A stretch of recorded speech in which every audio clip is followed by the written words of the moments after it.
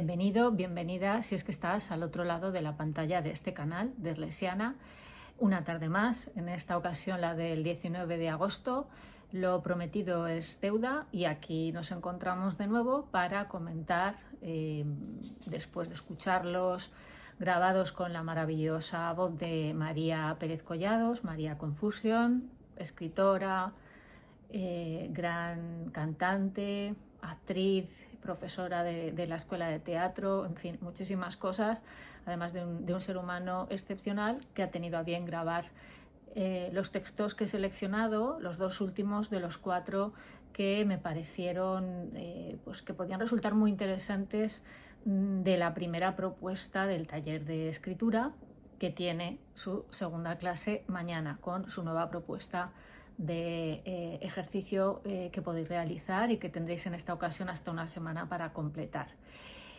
Mañana daré todas las instrucciones al respecto. Es una clase yo creo que muy interesante, con ejemplos variados y que os puede servir para seguir atreviéndoos a eso tan complicado que es tirar de la memoria, tirar de la propia vida para empezar a escribir y, bueno, pues nutrirnos y reinventar, revivir y a veces fabular casi por completo una experiencia que hemos tenido y que mañana detallaré. Solo avanzo que tiene que ver con el cuento La cosecha de Amy Hember, porque me parece interesante que se retroalimenten las propuestas que vamos haciendo y lo que vamos aprendiendo en cada sesión. Entonces, bueno, mañana daré más datos.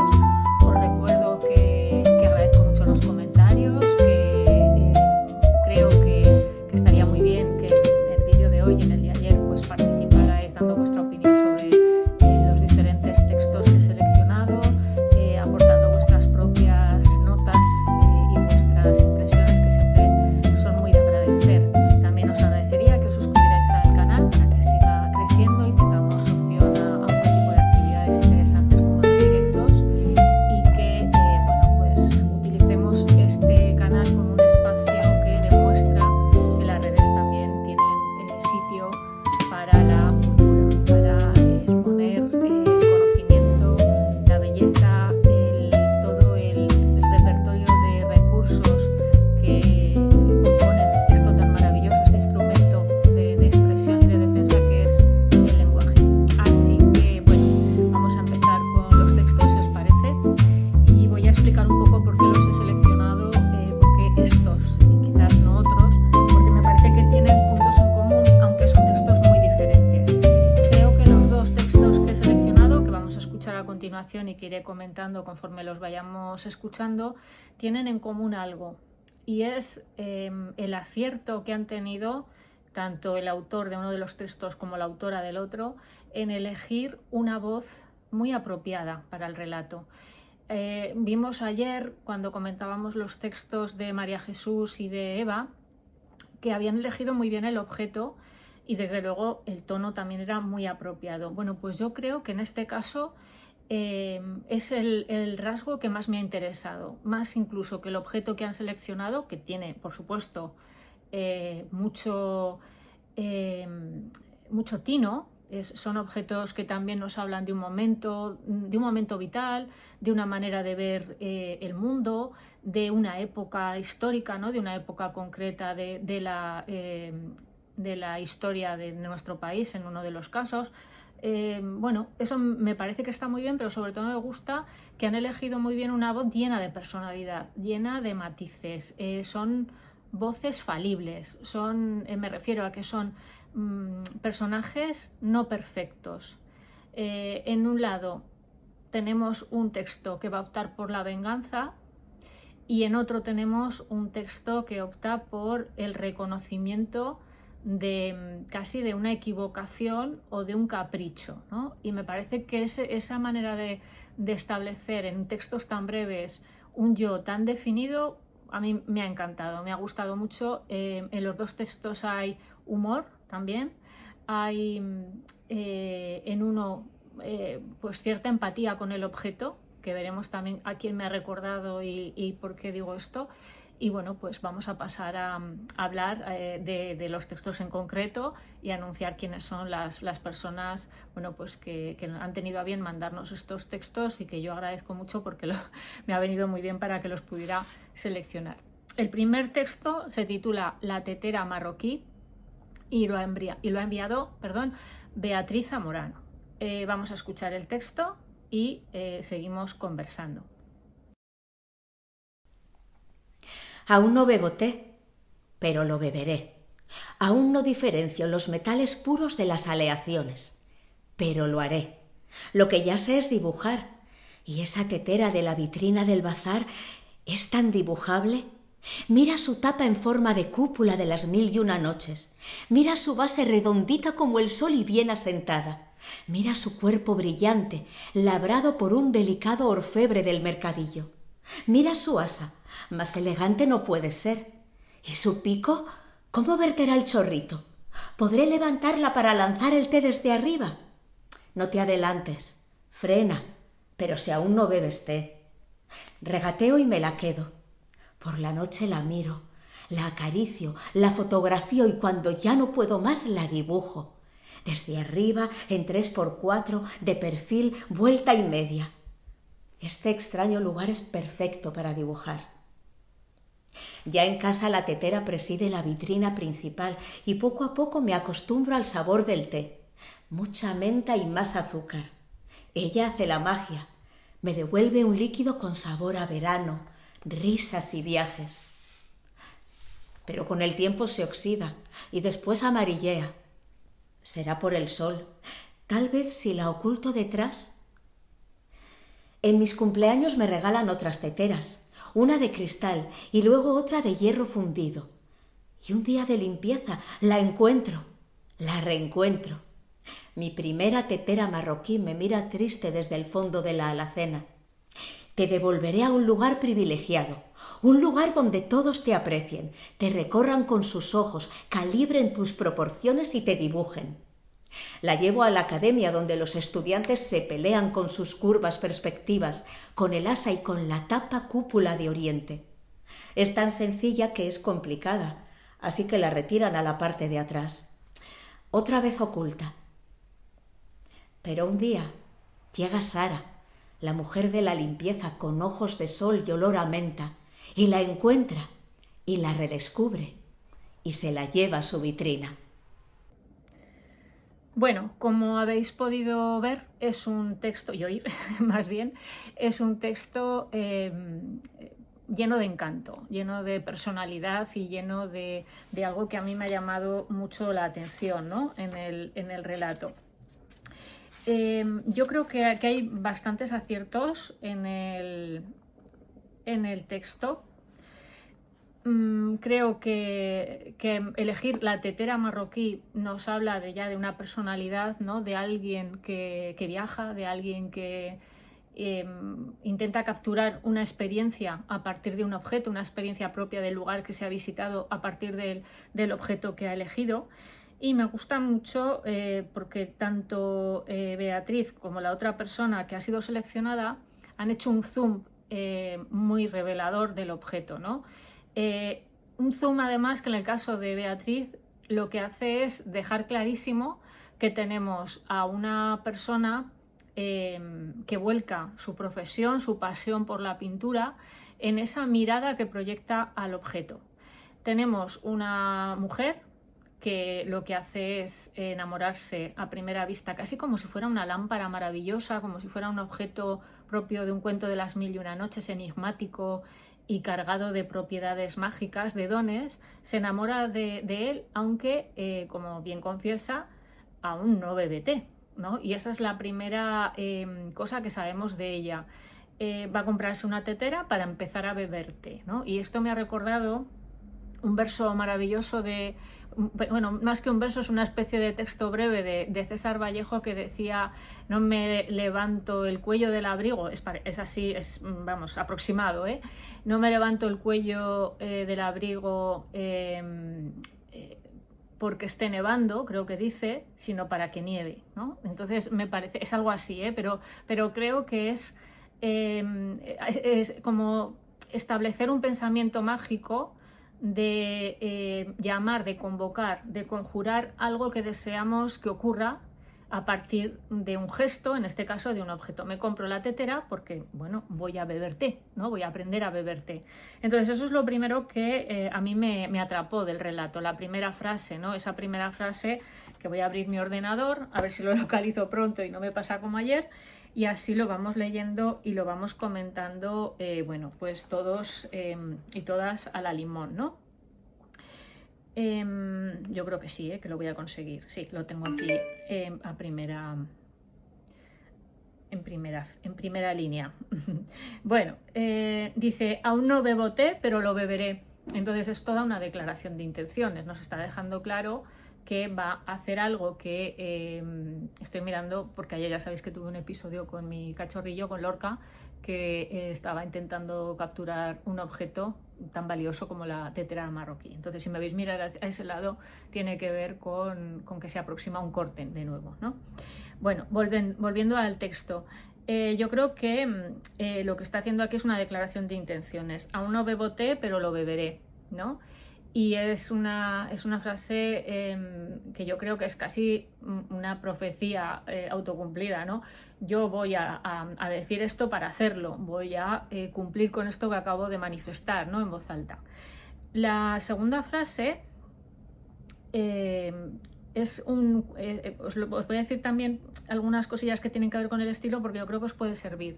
Cuando queremos, y tiene que ver con esta segunda frase, cuando queremos reforzar una idea, darle una intensidad mayor a algo, podemos utilizar lo que se llama el paralelismo, ¿no? Que es la repetición de una estructura con una ligera variación. Si la repetimos exacta, tal y como, o sea, igual, al principio de párrafos estaríamos hablando de una anáfora, pero que no hay que confundir con la anáfora lingüística, que es a la que me refería ayer al hablar del título y de la relación que establecía ese vestido azul del título con el primer párrafo del cuento de Chus. Digamos que se habla de un procedimiento anafórico lingüístico y una anáfora literaria poética, que sería la repetición en diferentes versos, suele utilizarse sobre todo en poesía, de una estructura idéntica, o sea, sin cambiar ni una palabra. Aquí no tenemos eso, aquí tenemos más bien un paralelismo, porque lo que vemos es que se utiliza dos palabras que son fundamentales, el adverbio aún de tiempo y el pero, que es un obstáculo, es una conjunción adversativa que opone una dificultad a lo que se acaba de decir, pero se cambia el contenido, ¿no?, de lo que todavía no se sabe hacer o no se ha hecho. En un caso beber té y en otro caso diferenciar los metales puros de las aleaciones. Entonces a mí me parece que con estas dos frases ya tenemos parte de esa voz configurada. Es una voz lógica, una voz que ha tenido, yo creo, muy en cuenta también, igual que le pasó ayer a Eva, las redes semánticas, ¿no? El establecer una continuidad, el evocar determinados conceptos, lo de los caballos ayuta, que vayan reapareciendo para que todo tenga sentido y se vaya enlazando como si fueran los eslabones de una cadena. A mí me parece que está muy bien conseguido algunas referencias que hace aquí. Entonces, ella dice, aún no bebo té, pero lo beberé. Aún no diferencio los metales puros de las aleaciones, es decir, aún me pueden dar gato por liebre, ¿no? Aún me puedo confundir y puedo ser una turista, ¿no? Aún me pueden dar, pues eso, me pueden dar con queso, ¿no? Me pueden timar porque tengo esa ingenuidad del recién llegado que quiere llevarse algo apropiado, algo característico y a lo mejor, bueno, pues se la mete en cruzada, ¿no? Como vulgarmente se dice. Entonces, a mí eso me parece interesante, ¿no? Aquí hace digamos, bueno, esto no lo sé hacer, pero ahora viene lo que sí sé hacer. Y lo que sí sé hacer es dibujar. Y ella dice, lo que ya sé es dibujar. Y esa tetera de la vitrina del bazar es tan dibujable, nos dice. Bueno, a mí me parece que con este primer párrafo tenemos un personaje, una narradora perfectamente identificada, como alguien que quiere capturar una experiencia, que es esa ceremonia, ¿no?, del té marroquí, y que contrapone a su todavía ignorancia al respecto, o su incapacidad o su falta de maestría, una cualidad o una facultad que sí que tiene, que es el dibujo. Entonces va a comprar la tetera, pero se la va a llevar por una razón equivocada, como luego veremos, porque va a confundir esa tetera que sirve para algo con un objeto que simplemente es bello y se puede dibujar, ¿no? En parte ese es el error que ella va a cometer, ¿no? Ese es el error, yo diría que este cuento es un cuento de errores, ¿no? De errores que se acaban solucionando. Ella utiliza la tetera de la vitrina del bazar, y fijaos que con esta mínima referencia ya tenemos claro dónde está la vitrina. La tetera está en una vitrina, está expuesta como si fuera pues una joya, un objeto valioso del bazar, y esto ya nos evoca un mercadillo, un viaje exótico, una cultura que sentimos como diferente, atractiva, muy exótica. Entonces todas estas referencias están envueltas en un párrafito de 2 líneas. Lo que acabo de decir ha ocupado 2 líneas y eso es lo que yo he entendido, ¿no? Aquí habría un error, y es que ha separado con una coma esa tetera de la vitrina del bazar, coma, es tan dibujable. Tenemos que recordar que el sujeto y el predicado nunca se separan con comas. Es verdad que se ponen muchas comas y que hacemos a veces pausas muy expresivas, pero la coma no puede separar nunca un sujeto y un predicado, ¿no?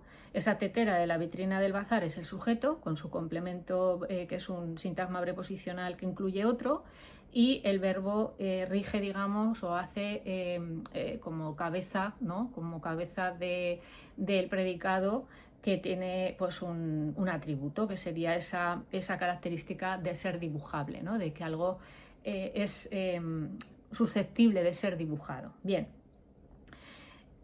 Todo el texto está configurado como un monólogo interior, ¿no? Hay partes que queda más claro, pero sí que es cierto que este personaje está pensando, llevo todo el rato diciendo que es una mujer y de momento no apareció ninguna marca. Quizás he interpretado que es una mujer porque está escrito por una mujer. No cometamos ese error, ¿no? De identificar. Ahora me acabo de dar cuenta de que yo lo estoy haciendo, pero bueno, sí que lo he interpretado así, ¿no? He interpretado que era una mujer todo el rato.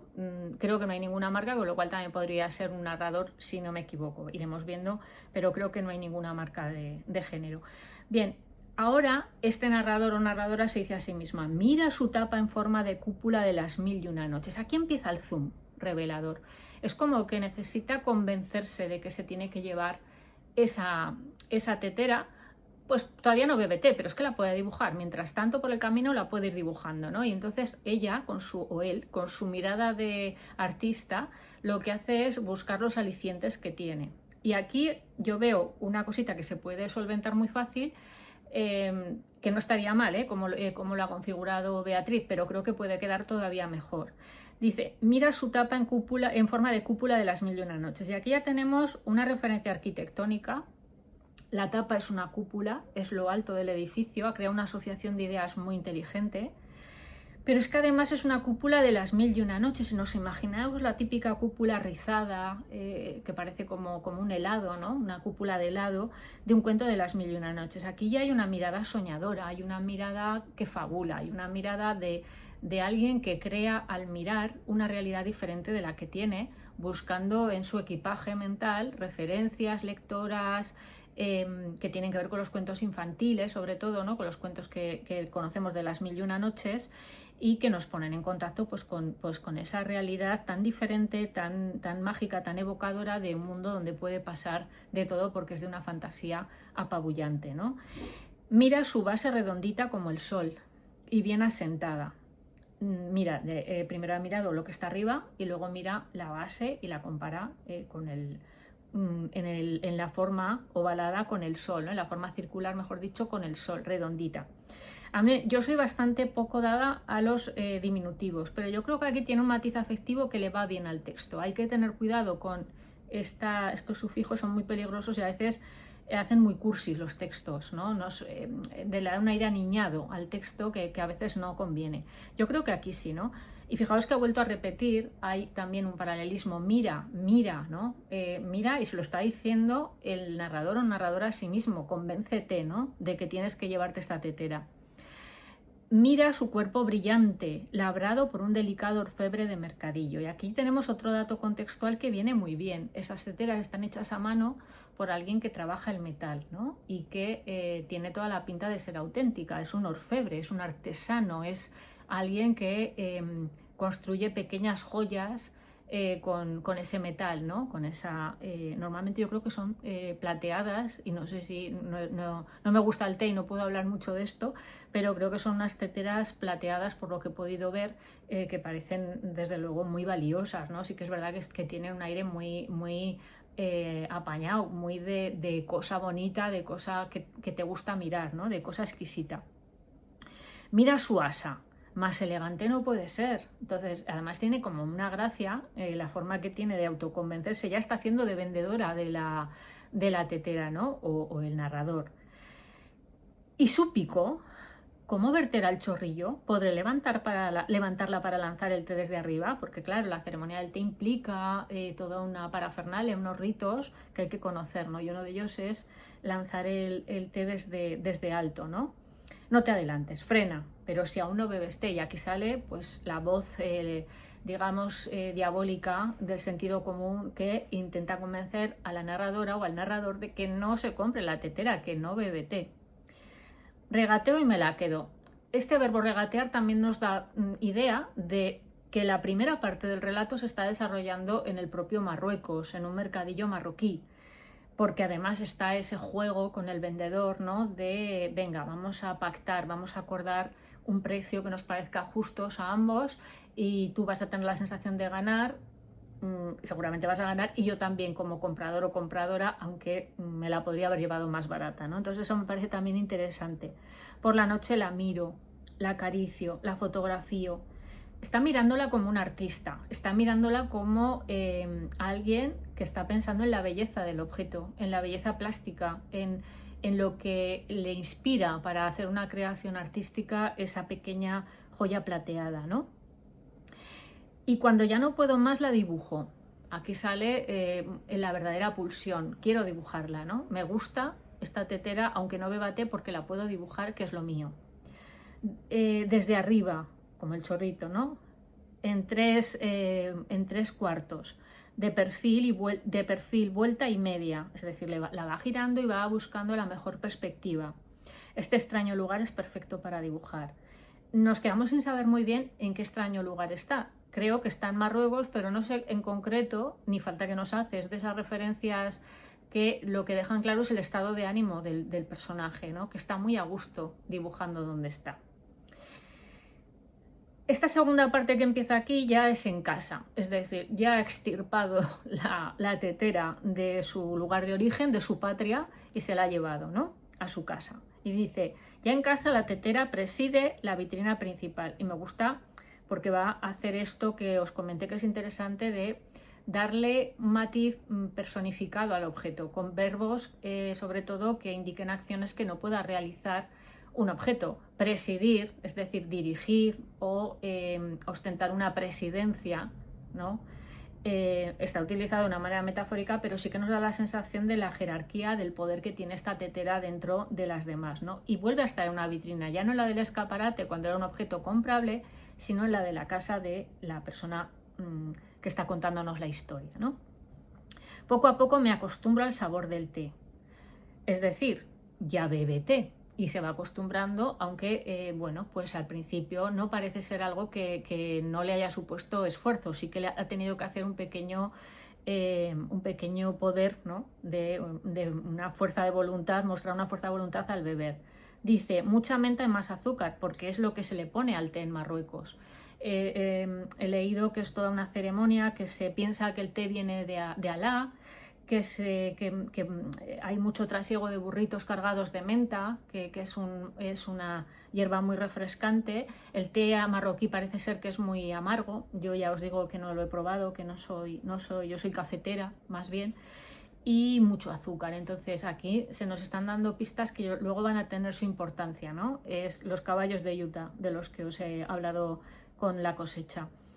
Ella hace la magia, la tetera, es decir, es una maga, la tetera es una maga, y me devuelve un líquido con sabor a verano, risas y viajes. Aquí tiene la experiencia, aquí tiene el don mágico, como la lámpara maravillosa de Aladino, ¿no? O el genio que sale de la botella y te da 3 deseos. Bueno, pues el poder de esta tetera, que me gusta mucho cómo está formulado, es ese sabor a verano, risas y viajes, ese sabor a libertad, a alegría, a vida regenerada, en fin.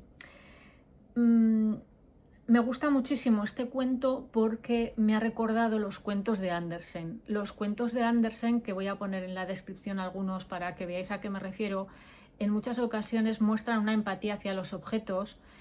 Andersen lo lleva ya al extremo, ¿no? Va hasta el final con todo. Pero tiene velas, que son protagonistas, soldaditos de plomo, tiene cuellos de camisa. De hecho, recuerdo que el primer cuento que se supone que hay conservado que escribió es el de una vela, cuando lo escribió muy jovencito. Y yo creo que esa mirada animista, esa mirada de concebir que las cosas que nos acompañan están vivas o pueden de alguna manera manifestar cierta relación o correspondencia con el ser humano que las posee, que las compró, que bueno, las recibió como regalo, etcétera. Creo que eso resulta muy interesante en los cuentos infantiles. Por supuesto, pues te encariñas con ese objeto como si fuera pues un personaje vivo más. Y en este caso, yo creo que Beatriz no ha llegado a ese extremo, pero está en el camino, ¿no? Porque te vas encariñando con esta tetera. Conforme vas leyendo, te vas dando cuenta de que se compró por la razón equivocada, fue a parar a unas manos bien intencionadas, porque el personaje te cae bien. El personaje es alguien que dices, bueno, lo compró porque pensaba que iba a ser digamos, un cofre del tesoro, ¿no? La tetera.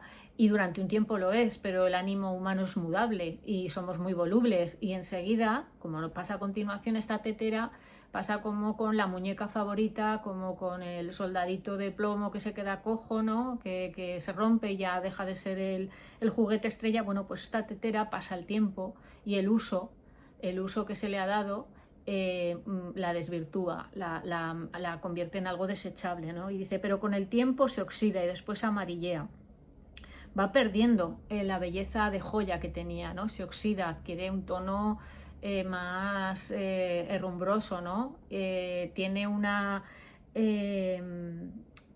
matiz amarillo de las cosas feas, las cosas, el amarillo, o sea, el tono amarillento lo concebimos como un despectivo, como algo que ha perdido su color natural, ¿no?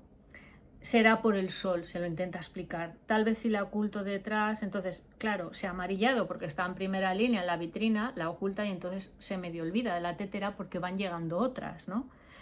En mis cumpleaños me regalan otras teteras, ahora ya bébete y esta tetera pasa a ser una de tantas, ¿no? Dice una de cristal y luego otra de hierro fundido y un día de limpieza la encuentro, la reencuentro, ¿no? Fijaos ese prefijo que bien colocado. La había perdido ya no estaba en su memoria porque ya no la utilizaba. Mi primera tetera marroquí me mira triste, fijaos que aquí hay una personificación clarísima, le pone ojitos a la tetera desde el fondo de la alacena. Yo soy un poco contraria a mí esta imagen de la tetera mirando tristemente me ha recordado esas teteras que salen en las películas de Disney, ¿no? En La Bella y la Bestia, me parece, o similares, esas teteras que tienen ojos en la cara no, en la loza, mejor dicho, y me dan un aire, lo que os decía del diminutivo, me parece que eran un poco infantiloides, ¿no? Yo esta la descartaría, diría, mi tetera marroquí parece triste, ¿no? Porque así no tenemos que colocarle los ojos, podemos encontrar un objeto que nos da una sensación como de tristeza, de melancolía, pero no hace falta humanizarlo hasta ese punto, yo no lo haría, ¿no? Te devolveré a un lugar privilegiado, fijaos que le habla al objeto como si fuera alguien vivo, ¿no? Entonces hay una relación muy anderseniana con la tetera que a mí me ha encantado. Andersen, ojo, que es un autor que hay que leer. A los que nos gustan los cuentos, yo siempre digo que es el autor de lo imposible, ¿no? De las cosas que deseamos y que no se llevan a cabo, ¿no? Y creo que es un autor de primera, entonces os lo recomiendo mucho. A mí me encantan sus cuentos, soy una devota lectora de Andersen. Y hay hay mucha miga en los textos supuestamente para niños. Hay que tener en cuenta que a los niños no se los compra tan fácilmente, y Andersen funciona muy bien como narrador, yo creo, en cualquier etapa de la vida, ¿no? Porque nos está hablando de aquello justamente que no vamos a poder tener. Las piernas de la sirenita no le van a ayudar a conseguir el amor del humano. Siempre hay un obstáculo, ¿no? Algo que no se puede conseguir. Mi cuento favorito es Historia de una madre, que es de una madre que quiere traer a su hijo de vuelta de la muerte, que os lo recomiendo porque es un cuento desgarrador, precioso, que habla de la pérdida, ¿no? De la aceptación de la pérdida. Entonces, yo creo que es un autor que no tenemos que arrinconar y que es de los grandes autores de la literatura, ¿no? Es maravilloso Andersen. Entonces, a mí este cuento me parece muy anderseniano, y en este punto de te devolveré a un lugar privilegiado, un lugar donde todos te aprecien, te recorran con sus ojos, calibren tus proporciones y te dibujen. Está haciéndole un montón de promesas porque está confundiendo de nuevo. La tetera sirve para que se beba té, para socializar, para crear vínculos, para compartir ese rato, para refrescarse mientras dialogas, mientras tienes una tarde de calma y lees, ¿no? Entonces es una parte más de todo un contexto de disfrute, que puede ser individual o colectivo. Y ella se lo quiere llevar al lugar donde se cumpliría lo que sintió al verla por primera vez, que es que esa tetera se puede dibujar. Dice, la llevo a la academia donde los estudiantes se pelean con sus curvas perspectivas, con el asa y con la tapa cúpula de Oriente. Ay, me he dejado una cosa que era importante. He dicho que habría un fallito. Ahora, al retomar el zoom del objeto, me acabo de acordar. Yo, Beatriz, le plantearía que hiciera en la descripción del segundo párrafo, donde habla de la cúpula, habla de la base y habla del cuerpo, seguiría un orden de arriba abajo, que es el orden retórico que se utiliza desde la antigüedad, porque da mucho orden. Entonces yo hablaría de la cúpula, hablaría del cuerpo y hablaría de la base. No hablaría de la cúpula, de la base y luego del cuerpo, ¿vale? El asa yo creo que se puede dejar al ladito. El asa que elegante es, más elegante no puede ser, se puede dejar como al final, porque yo creo que es algo que no forma en sí parte compacta como los tres elementos. Recordad el número 3, pam, pam, pam, y el asa a un lado.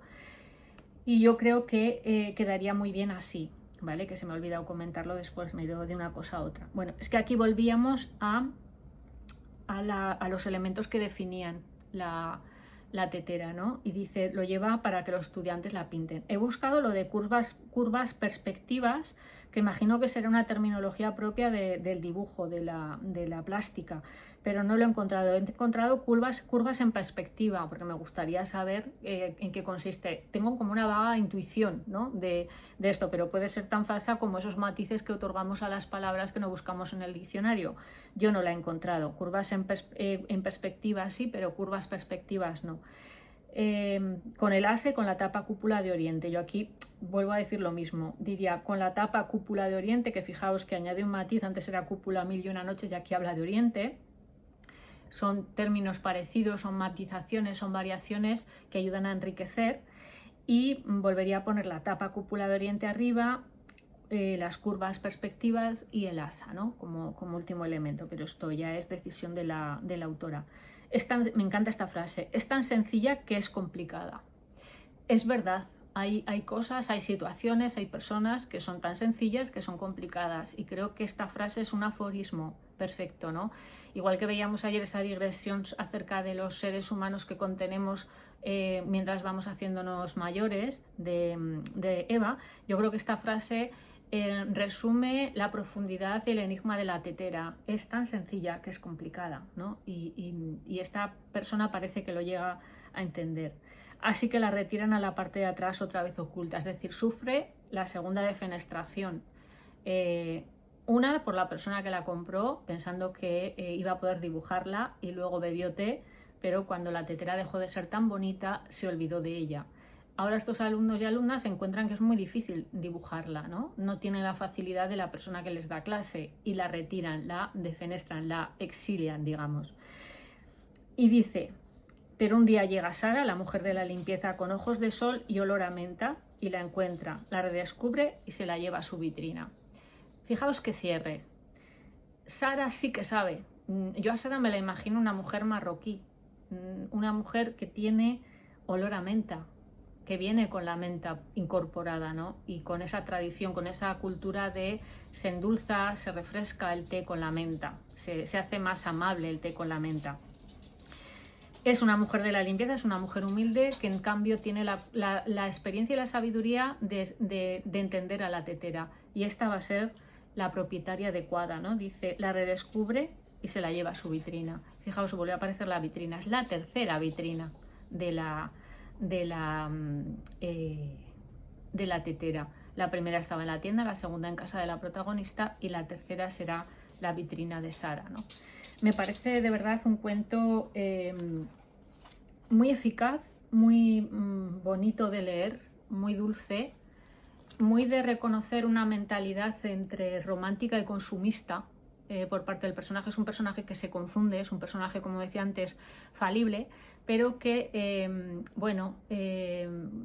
tiene, yo creo, esos ojos de turista que tenemos todas cuando vamos a un país o a una ciudad que nos llama la atención, y de alguna manera queremos capturar la esencia de ese lugar, ¿no? No somos viajeros, somos turistas muchas veces, y lo que hacemos es llevarnos algo, tenemos que apresar ese objeto que de alguna manera representa lo que hemos vivido, lo que hemos gozado en ese sitio, ¿no? Y creo que Beatriz ha conseguido contarlo casi como una historieta como infantil, muy naif, muy encantadora, en el sentido de que es una voz con mucha gracia, con mucha inocencia también. Es una persona adulta con ojos que tiene asombro por las cosas, que juega con la realidad, ¿no? que recrea aspectos de la realidad y los convierte en otra cosa, ¿no? Una tetera que sirve para beber té, pues yo quiero que sea una obra de arte, aunque me confunda. Voy a beber té porque voy a comprarme la tetera para eso. Entonces me parece que es un cuento que merecía estar por sobre todo la adecuación de la voz, la historia que cuenta, y cómo a veces no hace falta ser alguien muy culto, muy preparado, muy profesional, muy artista, para valorar las cosas pequeñas de la vida, como hace esta Sara, que es una persona que se dedica a limpiar y que le va a dar a la tetera el uso que necesita, ¿no? Es un cuento anderseniano, pero con final feliz, no acaba mal para el objeto, que es lo que suele pasar en los cuentos de Andersen. Así que mi enhorabuena para Beatriz, mi agradecimiento, y bueno, pues espero que os haya gustado y que ojalá dejéis en comentarios pues lo que os ha parecido, para que también la autora tenga su repercusión y su retroalimentación con vosotros y con vosotras, ¿no? Bueno, vamos con el segundo y último relato de hoy, de los 4 que seleccioné. Este relato es maravilloso también, me ha gustado muchísimo por la coherencia, por la mala leche que tiene, por el humor, y porque creo que es un relato que de principio a fin sigue una línea sin apartarse de aquello que quería contar y cómo lo quería contar. Me refiero al relato Ojo por Ojo, Viento por Viento, ya veis qué título, de Javier Viraje. Lo vamos a escuchar y lo comentamos. Cuando éramos pequeños, había en casa de mis padres un único objeto que ostentaba valor de jerarquía. Me estoy refiriendo al ventilador. Solo disponíamos de uno, y en aquella casa convivíamos 5 personas. El resto de objetos de índole doméstico eran de uso común. El aparato de televisión estaba ubicado en el salón comedor, y salvo por las restricciones programativas calificadas con 2 rombos, todos podíamos acceder libremente a su contenido. Lo mismo ocurría con los enseres y cachivaches de cocina, con el mobiliario casero, los juguetes, la enciclopedia ilustrada Salvat o los artículos de aseo e higiene. Todos los objetos pertenecían a la comunidad y todos eran utilizados en mayor o menor medida por cada miembro de la unidad familiar según sus necesidades. Ahora bien, cuando llegaba el verano, cosa que sucedía todos los años, aquel molinete con las aspas enjauladas se coronaba como rey de la casa.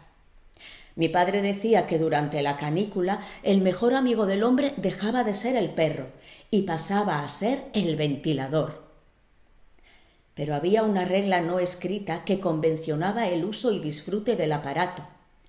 La prioridad para acceder a su privilegio estaba en función del rango familiar.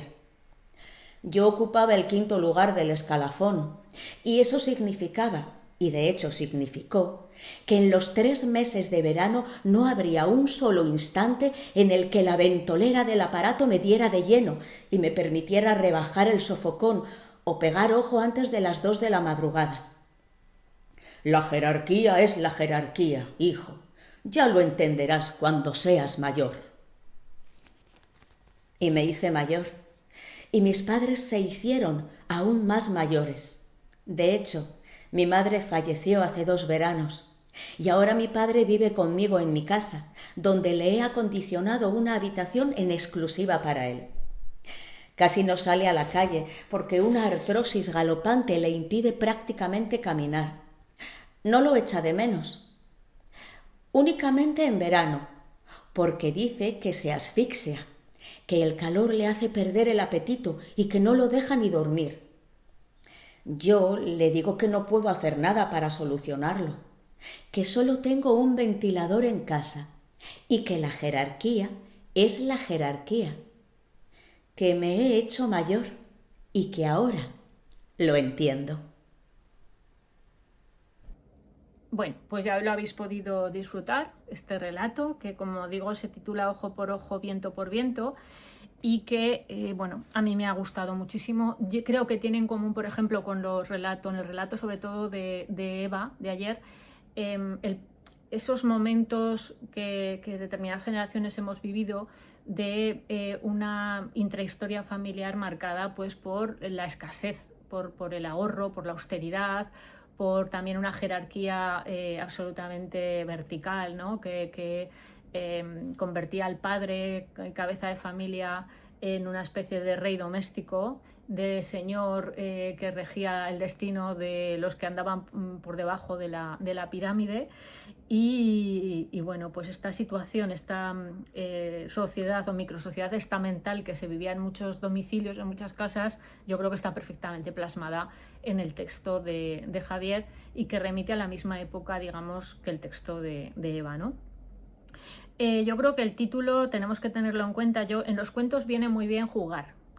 Jugar en muchas ocasiones, sobre todo si el texto tiene un matiz humorístico, que no tiene por qué ser risueño, no tiene por qué ser blanco, ¿no? Como el humorismo que hemos visto en La tetera, sino que puede ser con toda la mala leche y toda la mala uva del mundo. El juego de palabras ya sabéis que es un ingenio verbal que consiste en utilizar el lenguaje para crear asombro, humor, para crear una nueva realidad, ¿no? Es un procedimiento que lo que suele hacer es utilizar las palabras para crear una red de asociaciones entre elementos que en principio no tendrían por qué estar relacionados. El ojo por ojo, viento por viento, la primera parte, ojo por ojo, bueno, pues nada más y nada menos que viene de la famosa ley del talión, ¿no? Que es una expresión que va a aparecer en la Biblia, por ejemplo, pero que tiene su origen en el Código de Hammurabi, que es un código legislativo, podríamos decir, jurídico, antiquísimo, creo que es de 1750 a.C., del rey Hammurabi de Babilonia, que se encuentra con una situación muy diferente a la que tenían sus antecesores, ¿no? Sus antecesores habían encontrado una sociedad regida en principio por una cultura oral, porque era mucho más homogénea y normalmente quienes imponían las leyes eran los sacerdotes. Pero lo que sucede es que Hammurabi, debido a determinados cambios sociales que se producen, económicos, el uso ya de una economía, la venta de productos, etcétera, hace que tenga una sociedad que va a ser pues multicultural, politribal, ¿no? Va a tener un montón de personas de diferentes lugares y es más difícil de controlar. Entonces, para establecer un código que rigiera el destino de esa sociedad sin que hubiera pues delincuencia y actos incontrolables todo el tiempo, lo que hace es establecer este código. Este código yo creo que está todavía, me parece, la estela, porque es una estela de diorita negra con escritura cuneiforme, creo que está en el Louvre de Francia, creo que sí, ¿vale? Es una estela de 2 metros y pico, creo recordar, y ahí está consignadas las leyes, ¿no? Entonces, ¿qué es lo que pretendía el Código de Hammurabi? Pues el Código de Hammurabi pretendía que cada incumplimiento de la ley, son muy curiosas y bueno, pues ya a veces las llevo a clase, en literatura universal sí que hemos hecho nuestros códigos, hemos escrito leyes o normas que nos gustaría que estuvieran en la sociedad y es un ejercicio muy divertido y puse como base pues algunas de las leyes, ¿no? del Código de Hammurabi porque se pueden consultar y son 282 creo recordar. En las leyes aparece muchas veces que si tú cometes un delito, vas a ser castigado, y este concepto yo creo que es importante, con proporcionalidad y correspondencia a lo que tú has hecho. Es decir, si tú operas de cataratas, es que hay una que es así, operas de cataratas a un señor y te cargas el ojo, pues a ti te cortarán la mano con la que le has operado por cargarte el ojo, ¿no? Entonces hay varios que se refieren a los ojos, a los dientes, a los huesos, y yo creo que de ahí se retoma, pues da origen a esta ley del talión, ¿no? Talión quiere decir, viene de tal, lo que tal te ha pasado a ti o tal has hecho, tal recibes, ¿no? Es un relativo interesante. Entonces, lo que sucede es que esto se incorpora en la Biblia también y aparece, ¿no? El ojo por ojo, diente por diente, que es la, digamos, una frase muy peliculera que hemos repetido en la cultura popular hasta la saciedad. Bueno, pues volviendo un poco al cuento de Javier, que me he ido por las ramas, el ojo por ojo, viento por viento, ya no es ojo por ojo, diente por diente. El viento por viento es lo que va a tener sentido dentro del relato y crea una red muy interesante, una relación muy interesante con el ventilador, que es el objeto que él ha elegido, como hemos visto, ¿no? Bueno, aquí lo que vamos a tener es un... a ver que no me deje nada. Sí, la sociedad... Sí, vale. La voz adecuada, lo que os he dicho antes también en el caso de Beatriz. Yo creo que sí, que tiene una voz muy adecuada este relato, porque y muy curiosa, porque creo que Javier ha tenido claro desde el principio que para contar esta historia, que tiene cierta crueldad, cierto humor negro, ¿no? En la correspondencia que se va a establecer es muy, muy Hammurabi. En el trato que recibe un niño, ser inocente, ser que depende de un adulto para todo, por parte de su padre, y la que él, como adulto responsable de su padre, cuando vuelva a ser una especie de bebé, en la senectud, digamos, ¿no? En la enfermedad, bueno, pues esa correspondencia se ciñe perfectamente al Código de Hammurabi, ¿no? Yo creo que eso está muy bien pillado.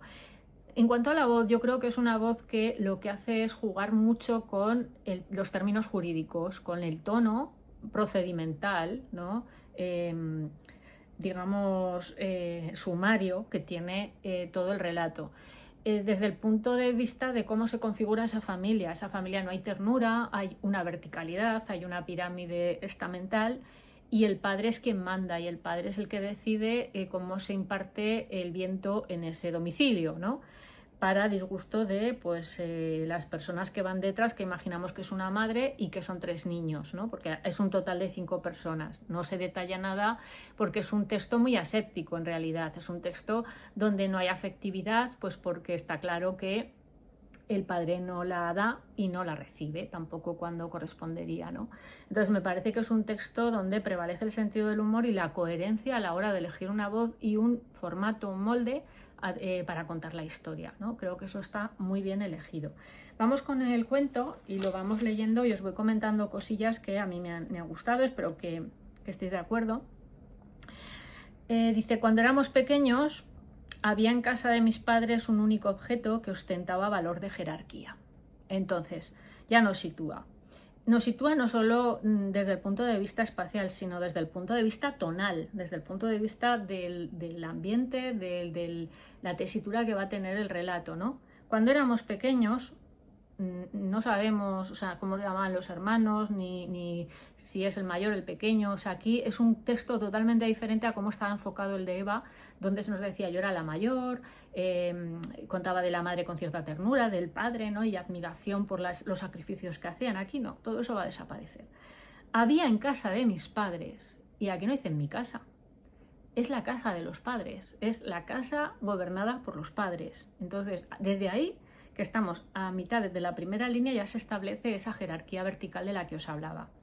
Un único objeto que ostentaba valor de jerarquía. Ostentar es mostrar, exhibir, ¿no? Algo. Evidentemente, este objeto está personificado y además con algo que digamos es importante, el poder, ¿no? Tiene poder, este objeto tiene el poder que le concede el ser algo tan valioso como ser el artefacto que genera frescor en verano, ¿no? En una casa donde hace muchísimo calor. Me estoy refiriendo al ventilador. Solo disponíamos de uno y en aquella casa, fijaos la frialdad y la lejanía, en aquella casa aquí el demostrativo está muy bien empleado, el demostrativo de lejanía, que os dije ayer que hay que tener cuidado cómo se utiliza, ¿no? Cuando viene acompañando en papel de determinante un sustantivo, yo creo que nos ayuda a situar, porque la lejanía yo creo que no es solamente física, es también emocional, ¿no? Y no solamente es física y temporal, sino también emocional. Convivíamos 5 personas, convivíamos. O sea, es un término bastante neutro, ¿no? Y convivir 5 personas cuando son de la misma familia parece una sociedad de seres que tienen una relación contractual más bien, ¿no? El resto de objetos de índole doméstico eran de uso común. Aquí ha cometido un error Javier y es un error justificable, que es otorgarle a índole el género masculino, ¿vale? Índole doméstico. Índole quiere decir naturaleza, condición, ¿vale? Y tendría que llevar un género femenino, pero hay muchas palabras que acaban en E que son masculinas y yo creo que a veces nos ocurre esto, ¿no? Yo qué sé, el café, el jefe, el alcalde, entonces hay muchas que tienen la E y son masculinas. Y entonces un poco por analogía funcionamos así, pero esta es indiscutiblemente femenina, tendría que ser de índole doméstica, ¿vale? Eran de uso común. Fijaos qué manera de hablar de la vida en la casa, ¿no? De la vida en la familia. El aparato de TV, de televisión, estaba ubicado en el salón comedor y salvo por las, restricciones programáticas calificadas con 2 rombos, fijaos la chunga que tiene esto, pero al mismo tiempo el rigor casi de una denominación objetiva de algo, ¿no? Cualquiera que haya vivido esto de los 2 rombos sabe a qué se refiere Javier, que es una restricción programática calificada con 2 rombos, quiere decir que menores de 18 años no podían ver según qué emisiones en la televisión porque se consideraban que eran aptas para adultos solamente, ¿no? Y yo creo que hubo un tiempo en que luego había uno, si no recuerdo mal, ¿no? Que no sé si eran 14 años los que tenías que tener. Pero fijaos cómo el tono este procedimental al que me refiero está todo el rato, ¿no? Hasta para ver los programas y decir lo de los 2 rombos, dice restricciones programáticas calificadas con 2 rombos, ¿no? Lo mismo ocurría con los enseres y cachivaches de cocina, con el mobiliario casero, los juguetes, la enciclopedia ilustrada Salvat o los artículos de aseo e higiene. Hay una neutralidad, una frialdad que a veces se ve matizada, pues por ejemplo, con una referencia tan concreta como la de la enciclopedia Salvat, que era ese Google con papel que teníamos en casa y que ha acabado siendo pues olvidado, defenestrado, igual que la tetera de Beatriz, cedido o donado a bibliotecas porque da pena tirarla, pero al mismo tiempo ocupa mucho espacio, ¿no? Ese pozo de saber. Entonces, me gusta este contrapeso que hace Javier, porque por un lado está, digamos, utilizando un tono neutro, objetivo, como digo, muy programático también, y por otro, alguna nota nos deja ver, pues eso, ¿no? Que la época y los usos que teníamos de adquisición de cultura, etcétera. Me parece que está muy bien. Todos los objetos pertenecían a la comunidad. Fijaos qué manera de hablar de la familia, la comunidad, conjunto de seres que tienen algo en común, ¿no? Todos eran utilizados en mayor o menor medida por cada miembro de la unidad familiar. Miembro de la unidad familiar. Aquí también tenemos una expresión, un sintagma que podría aparecer perfectamente en un acta, en una demanda, en fin, muy bien pergeñado esto, ¿no? Según sus necesidades. Ahora bien, cuando llegaba el verano, cosa que sucedía todos los años, y fijaos que tiene mucha gracia esta manera de introducir aquí la frecuencia del verano en la vida, ¿no? En los ciclos, viene el zoom ahora. Y me gusta muchísimo este zoom porque se sale del registro para crear una imagen realmente muy Gómez de la Serna, ¿no? Aquel molinete con las aspas enjauladas. Qué bonita asociación de ideas, porque además vemos el tipo de ventilador al que se refiere, ¿no? Un molinillo de viento en miniatura con las aspas enjauladas. Es que me parece deliciosa la creación de esta imagen, ¿no? Se coronaba como rey de la casa. Aquí la personificación otra vez del objeto con poder, como al principio ostentaba valor de jerarquía, y aquí nos dice que se coronaba como rey de la casa, ¿no? Mi padre decía que durante la canícula, utiliza voces cultas para evitar la repetición de verano, ¿no? Canícula, es muy, muy culta. El mejor amigo del hombre dejaba de ser el perro y pasaba a ser el ventilador. La chunga de Javier no tiene fin, como podéis ver, ¿no? Que además yo entiendo esta situación con el calor que estamos pasando. Mi ventilador es desde luego el salvador del verano, ¿no? Pero había una regla no escrita, ojo, la regla no escrita. Aquí ya aparece, digamos, el subtexto legislativo que rige todo todo el texto está, digamos, entretejido con ese aire legalista, ¿no? Con ese aire de texto jurídico. Dice, una regla no escrita que convencionaba el uso y disfrute del aparato. Y aquí voy a hacer un parón con convencionaba, que a mí me saltaron todas las alarmas. Pensé, ay, convencionar existe, la voy a buscar. Yo pensé que había sido quizás un lapsus, que a veces nos pasa que utilizamos una palabra que se parece a otra. Aquí yo pensaba que era un neologismo creado en lugar de, digamos, que había una regla no escrita que convenía, ¿vale? Que convenía, que acordaba, que pactaba el uso y disfrute del aparato. Pero es curioso porque convencionar es un calco del portugués, o sea, de un término jurídico del portugués que sí que se utiliza en determinadas instancias como calco del portugués, y también de uso común, pues un poco porque a veces las palabras técnicas pasan a ser utilizadas. No es un calco, no tendríamos por qué utilizarla porque existe una palabra que perfectamente en nuestro idioma para ese mismo uso, pero bueno, es interesante saber que existe y que se usa, ¿no? Que no aparece recogida en el diccionario, pero el lenguaje está muy vivo y a mí esto me interesa mucho. Cuando una palabra pasa de ser una voz importada, llega un momento en que los académicos tienen que bajar la cabeza, es decir, bueno, es que se está utilizando tanto que la vamos a admitir, ¿no? Porque ya vence el uso, vence el hablante, el peso del hablante por encima de lo que sería el purismo o la academia en sí, ¿no? Entonces eso me parece muy, muy interesante. De momento no está admitida, pero que sepáis que no se la ha inventado Javier, que existe, que yo pensaba que sí. La prioridad para acceder a su privilegio estaba en función del rango familiar. Entonces, es que aquí ya se nos deja claro que aquí hay una ley que hay que seguir. ¿Quién tiene derecho antes que nadie? Pues el padre. Y aquí hay que recordar la famosa frase, ¿no? Cuando seas, que viene a continuación un párrafo con el que creo que puede estar asociada: cuando seas padre comerás huevo, ¿no? Que es esa frase que se dice siempre cuando criticamos o protestamos porque alguien adulto tiene una libertad, tiene un privilegio que alguien más joven, menor, no.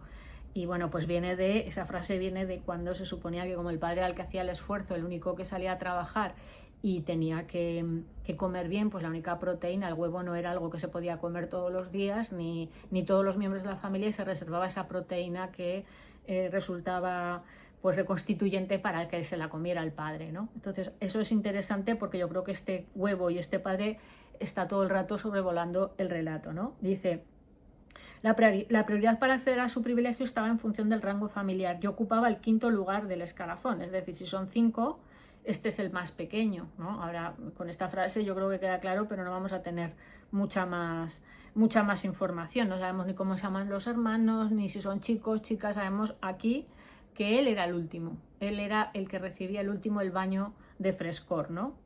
Y eso significaba, fijaos, qué bonito es esto porque tiene que ver con lo que os decía ayer del imperfecto y del pretérito perfecto simple. Significaba acción recurrente, reiterada, en duración, ¿no? Que la estamos viendo en su transcurso en el pasado, pero transcurriendo delante de nuestros ojos, y de hecho significó acción acabada, acción tajante, que tuvo un comienzo, tuvo un desarrollo y tuvo un final, ¿no?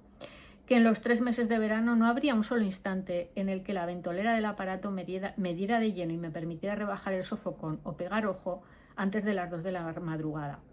Aquí hace muy bien Javier en utilizar un lenguaje coloquial. Sofocón es una voz muy coloquial, pero muy expresiva.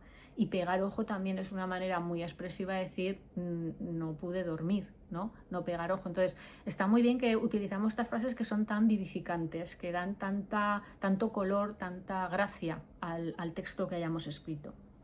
La jerarquía es la jerarquía, hijo. Ya lo entenderás cuando seas mayor. Y está muy bien como lo lee María, porque realmente te imaginas al padre hablando en ese tono, ¿no? Bueno, yo esto lo hago porque soy el que manda, ni más ni menos, ¿no? Entonces yo creo que aquí hay cierta crítica velada a ese poder que se impone porque sí, porque simplemente lo tienes y lo usas mal, ¿no? Yo creo que es lo que viene a decir esa lectura latente que hay en el texto.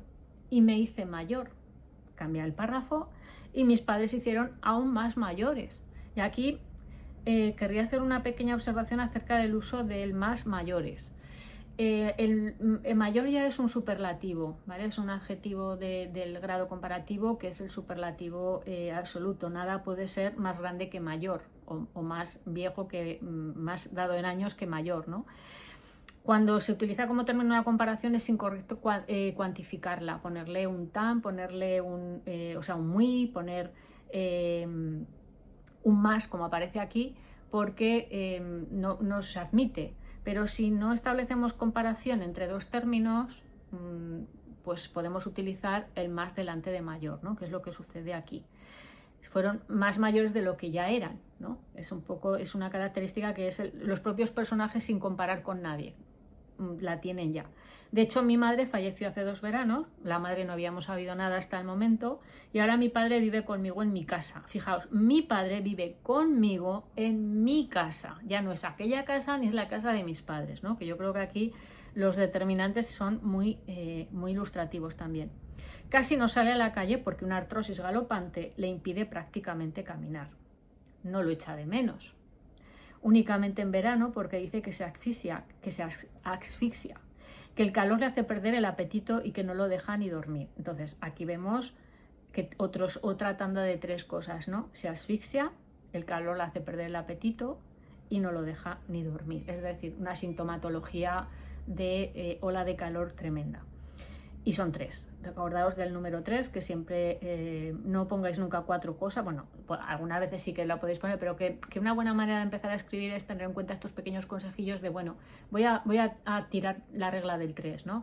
Voy a intentar que cada cuento donde tenga que ilustrar algo haya una serie de 3 ejemplos, porque queda muy redondita la cosa y la captamos muy, muy bien. Yo le digo que no puedo hacer nada para solucionarlo, que solo tengo un ventilador a casa y que la jerarquía es la jerarquía. 3 cosas otra vez. No puedo hacer nada para solucionarlo, solo tengo un ventilador y la jerarquía es la jerarquía. Que me he hecho mayor y que ahora lo entiendo. Entonces, es que todo el cuento es un castigo, es una venganza. La ley era la ley, vale, pues vamos a actuar con proporcionalidad y correspondencia. Lo mismo que tú me diste, te estoy dando yo a ti, con lo cual yo era niño, era inocente, era indefenso, tú eres ahora un anciano, indefenso también, pero la proporcionalidad me indica que puedo conducirme de esta manera, ¿no? Entonces me parece que es un texto, como os decía, junto con el de Beatriz, muy interesante para trabajar el tema de la voz del narrador, ¿no? No hace falta que adornemos mucho, hace falta que elijamos bien cómo contar y sumergirnos bien en la psicología del personaje para saber cómo debe conducirse, ¿no? Alguien que ha recibido este trato y no lo olvida nunca porque ese calor horroroso es difícil sacárselo del cuerpo aunque pasen los años, o de la memoria, más que del cuerpo, de la memoria, se conduce de esta forma y es bastante... A ver, evidentemente es muy raro que un hijo se comporte así con su padre en la vida real, pero la literatura está para vengarnos de quien nos dé la gana, incluido nuestro padre, ¿no? Entonces a mí me parece que hace muy bien Javier, independientemente de que ignoro si vivió esta situación, de buscarle la vuelta a situaciones que sí que hemos vivido de absoluta tiranía doméstica por parte del cabeza de familia porque se lo podía permitir y no había ningún mecanismo de protesta ni de reivindicación de los propios derechos, ¿no? Entonces yo creo que esa macroestructura dictatorial que teníamos en España también se reproducía de alguna manera en las casas, ¿no? No sé si bien o mal, no sé si o sea, no voy a meterme a juzgar porque no estamos en eso. No sé si con razón o sin razón, o si era algo que era lógico, dado que el que normalmente trabajaba por razones evidentes, la mujer no podía hacerlo, trabajaba en casa, bueno, pues era el varón, ¿no? Y entonces se arrogaba también una serie de privilegios, de prebendas que, bueno, se acataban sin más, ¿no? Hasta que, bueno, llega el tiempo como mecanismo también que imparte justicia, y a este personaje, a este narrador, le devuelve digamos, la baza, le deja puesta en la mano la piedra para que la lance contra quien se la tiró primero, ¿no? Me parece que está muy bien, es un cuento también muy cerradito, como ves. Yo creo que los 4 cuentos tenían esa virtud de cierta esfericidad, que no digo yo que sea necesario el relato, a mí hay cuentos que no la tienen, que me gustan mucho, pero si estamos empezando a escribir o no nos sentimos seguros del todo, buscar la forma de que sea un mecanismo perfecto, cerradito, casi un reloj, ¿no? A mí me gusta hablar de los cuentos como relojes que desmontamos y volvemos a montar. Si sabemos dónde están las piezas, si conocemos, si no dejamos al azar nada, mucho mejor, ¿no? Ya llegará el momento de la maestría donde podemos jugar con la ambigüedad, con las elipsis, pues como hace por ejemplo Amy Hempel, ¿no? Que hemos visto que es un cuento extraño, casi una perla de estas deformadas barrocas, pero con una profunda carga simbólica y con una riqueza que nos ha hecho estar dialogando sobre él, y en los comentarios a mí dar una clase de 1 hora y mucho, ¿no? Porque me entusiasma ese relato, y creo que, bueno, pues el cuento es un organismo cambiante, un organismo literario cambiante, ¿no? No tenemos tampoco que pensar en él como un patrón o como una, digamos, como una especie de cosa que montamos con unas reglas muy, muy predeterminadas, ¿no? No es un objeto, no es un artefacto, eso no nos garantiza el éxito, seguir todas las normas de los decálogos. Yo creo que tiene que haber algo, una pulsión interna, una fuerza que a veces no sabemos ni explicar, que esté en el alma del cuento, ¿no? Otra cosa es lo que ocurra con el edificio que vamos construyendo. Y bueno, pues hasta aquí llegaría la segunda clase dedicada a la lectura y comentario de los relatos que habéis escrito. Mi más profundo agradecimiento nuevamente. Enhorabuena a María Jesús, a Eva, por su vestido azul, por su diario tan entrañable. También a Beatriz por esa tetera que difícilmente vamos a olvidar, y a Javier por este chungón narrador que imparte justicia muchos años después a cuenta de un ventilador, ¿no? de un molinete con las aspas enjauladas. Bueno, mañana os recuerdo que tenemos clase de taller. El lunes tenemos reseña de un libro que anunciaré mañana, de un libro de relatos muy conocido, que voy a intentar también bueno, pues explicar lo que me ha gustado, lo que menos me convence también en la sesión del lunes. Y pues como os he dicho, mañana propondré el ejercicio del taller y tendréis una semana para completarlo, ¿de acuerdo? Entonces mañana es jueves, pues hasta el jueves de la semana siguiente para completar y para enviar, ¿vale? La clase de digamos, lectura y comentarios serán al lunes y el martes de la semana siguiente igualmente, ¿vale? Bueno, pues muchísimas gracias por vuestra atención, y os espero aquí mañana. Si queréis pasar, sentaros, pues estaré esperando, porque ya sabéis que todo en realidad es literatura. Os mando un fuerte abrazo y hasta mañana.